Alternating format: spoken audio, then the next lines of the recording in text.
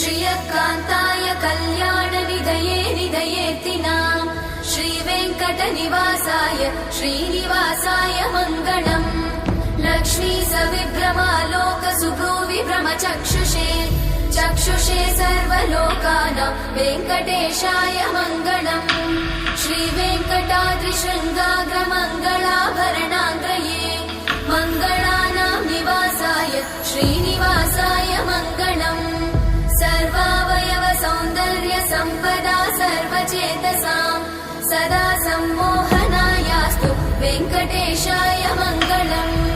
नित्याय निरवध्याय सत्यानन्दचिदात्मने सर्वान्तरात्मने श्रीमद् वेङ्कटेशाय मङ्गलम् स्वतः सर्वविदे सर्वशक्तये सर्वशेषिने सुलभाय सुशीलाय वेङ्कटेशाय मङ्गलम्।